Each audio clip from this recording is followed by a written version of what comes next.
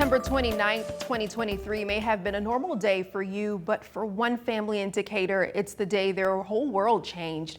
We're talking about the death of Steve Perkins, a man who was shot and killed by Decatur police more than 2 months ago. Our Sedona Meadows joins us live in the studio. And Sedona, you actually spoke with Perkins' wife. How is she doing?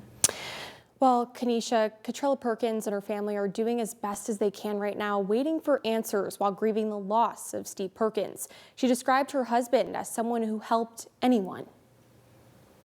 Catrela Perkins met her match. It was just the connection. Steve Perkins, some years ago. We had a lot in common. We both are silly, both love, family is the number one thing in our lives. And they formed a family of their own. I just love that about him. He was strictly about family. A family where sports are a center of connection. 9 times out of 10, we might be outside playing basketball or at a game or just at a park. But this life they built all changed in the early morning of September 29th.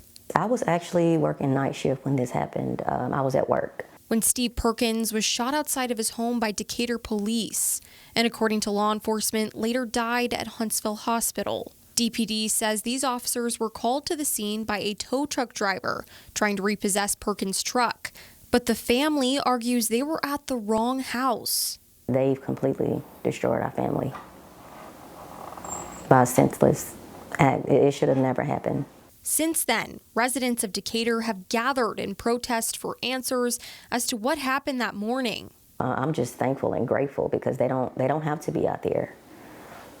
But they see just what everyone else saw. It wasn't right, and they're standing up. Showing just how loved he was in the community. He never met a stranger, and he would help anyone. But the Perkins family and their attorneys say they expect more from city officials. Right now, they're awaiting decisions from the mayor for possible disciplinary action of the officers involved in the shooting. I think it's incumbent upon the mayor to lead and delay in the face of what is clear makes it very difficult for people to feel satisfied in what's going on. And that, I think, is a very important thing that gets considered from the top down. Catrela says although they yet to have closure, she's motivated to get up every morning for her kids. I know I have to get up. I have to be strong for them.